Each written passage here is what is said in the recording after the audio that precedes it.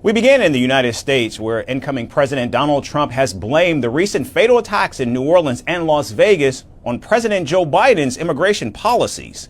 In a social media post, Donald Trump said President Biden's open border policy is the reason behind increasing radical Islamic terrorism and other violent crimes in the country.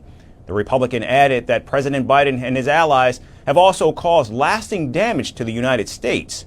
Donald Trump's comments come after the terror attack in New Orleans and a Tesla Cybertruck blast outside the Trump Hotel in Las Vegas fueled the narrative that crime is spiraling out of control in the final days of the Biden administration.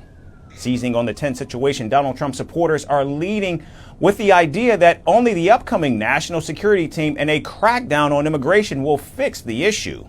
Trump's controversial cabinet picks are trying to capitalize on these attacks to secure a quick Senate confirmation, a battle that is expected to come in the coming weeks. Notably, Donald Trump and his allies initially claimed that the New Orleans attacker who drove a truck with an ISIS flag into a crowd killing 15 was an immigrant. However, the FBI said that the suspect, who was shot dead by the police, was a U.S. Army veteran born in Texas and had been inspired by the terrorist group to carry out the attack. Meanwhile, on Thursday, President Biden said the attacker acted alone and there was no evidence that what happened in New Orleans was linked to the explosion in Las Vegas. As I said yesterday, the attacker posted several videos just several hours before the attack, indicating his strong support for ISIS.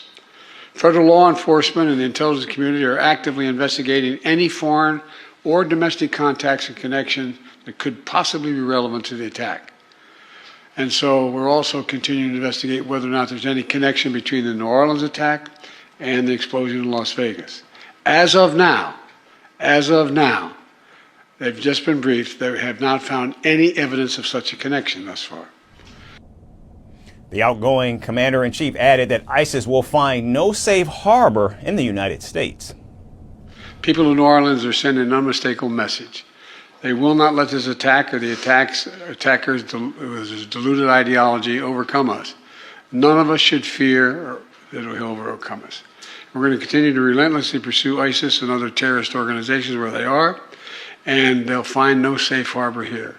I'll continue to provide updates in New Orleans and Las Vegas as the facts develop.